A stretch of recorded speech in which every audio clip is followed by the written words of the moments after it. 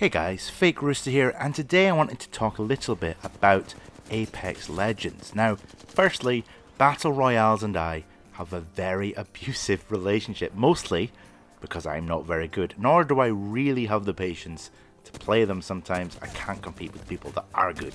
Now, there are some exceptions to that. I do play a little bit of Warzone with my friends here and there, again, not particularly good at that. But one thing that always drew me back into playing Apex Legends for a little bit every so often was the fact it was based in that Titanfall universe. I'm a massive fan of Titanfall. I'd love to see another Titanfall game, but playing Apex brings you into that universe and it really is a lot of fun. Now, as I said, I've dabbled a little bit with Battle Royale in the Apex universe, but something I've been playing recently is its arena mode, and that's what the video is going to be about today. Apex Legends Arena Mode is incredibly addictive and a lot of fun to play. No matter how the games go, I always found myself having a good time. Even if we were losing or if we were winning, it was always an enjoyable experience, and there was always that sort of motivation to want to learn a little bit of it and get a little bit better at it. Apex Legends Arena is a 3 versus 3 squad-based, round-based game type. The idea is that the team that wins the majority of rounds wins the game, and I think it's with a 1 or 2 round difference so that you clearly win. There is even a tiebreaker system, so it doesn't really have any of those unfulfilling ends to a game where it's a tie and nobody really wins. In the games that I played, there always was a clear winner and a clear loser to each match. There is also ample opportunity for comebacks even if you are losing because of that tiebreaker system. I actually had an experience of this where our team was down 2 whole rounds and we came back and won the match with several tiebreakers, and it was a very satisfying moment. And it was that moment right there that drew me into this a lot more. Now, I'll probably have some of this gameplay on the screen whilst I'm talking about it, but that match overall was absolutely phenomenal and a real testament to what Apex Arena really can be. The game also utilizes an economy system. It doesn't carry round to round, but you can save your money in each round so that you end up in those final rounds with some really high quality gear, giving you an edge over your opponents and generally helping you gear up the way you want to with your character and things like that as well. Not only that, but on the map itself, when you're looking around, when you're fighting in these arenas, there is extra money for you and your team to gather. If you beat the other team to it, you walk up to it, you press X, and you've got a little bit extra money to spend in the next round, which is a great way of encouraging teams not to camp and to actually push through the map for those extra objectives. Another extra objective, for example, is that there is a care package that drops. It drops legendary gear that is more powerful than what you have. I think towards the end of the games it started to give you the legendary, the really good weapons that you couldn't get any other way. So again, another great way of getting yourself a little bit of an advantage over the other team is to fight for these objectives. As I've said in previous videos, I'm very much an objective player, so I loved pushing, capturing those things and getting a little bit of an edge where we could as a team. Apex has also taken from its Battle Royale mode the ring system, so the closing in ring. The idea of this again is to push people into the center so that engagements are more frequent as the rounds go on, etc.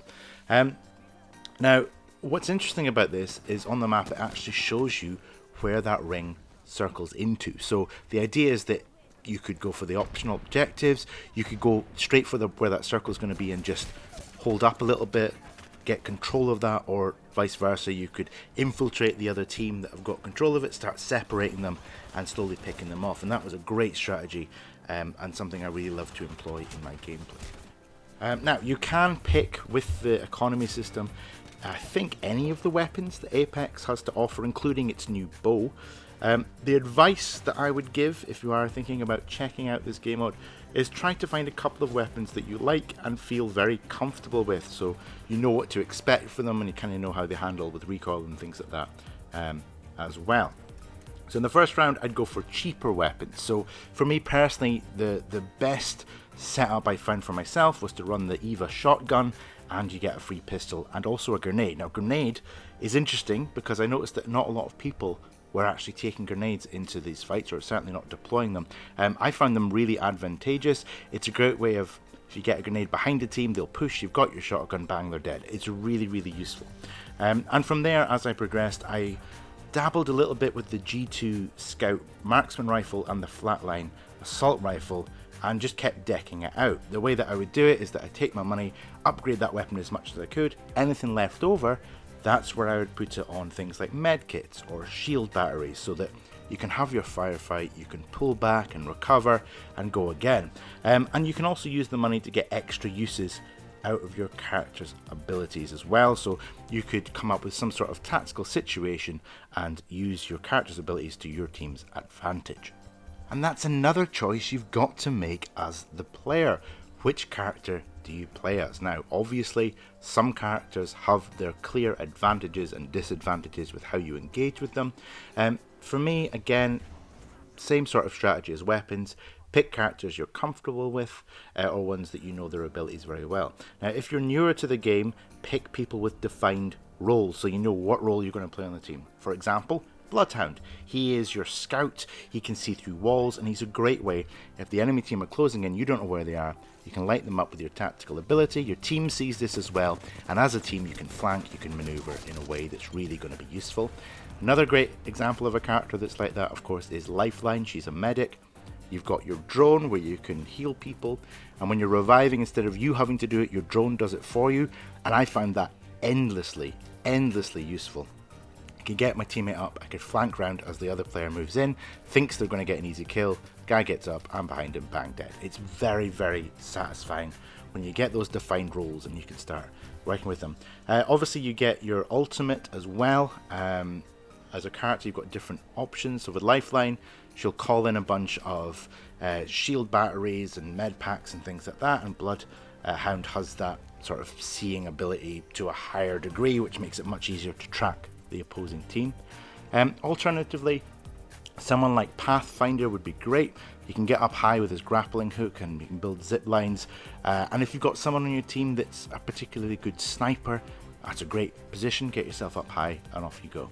Now, I personally, full transparency, don't have much experience with the extra characters because I've never bought them, but if you have got those unlocked, obviously worth experimenting a little bit with those and seeing what you can come up with for what works for you. Strategy wise, you can obviously experiment with different characters' abilities to create your own team strategy. Ultimately, what I found in my playtime in the game, the best thing you can possibly do is stick together. Honestly, that goes a long way to helping you win. Even two people sticking together and one doing something else, so either flanking or sniping or something like that. Ultimately, you've got to really balance that idea of pushing the team hard or reacting to their movements, and generally keep your situational awareness up. Use someone like Bloodhound for that, and it's a really good way of succeeding as a team. Just be aware of where your team are, where you think they are, and sort of react as best as you can to each situation that comes up. Communication wise, this is one of my favorite games for this communication. Pings, they work great. You can double tap and it'll highlight where you think an enemy is. You can single tap and highlight you're going in that direction. Most of the time I was playing with randoms, and the best thing you can do is maybe point to a location as you're starting each round so your team moves the same way as you.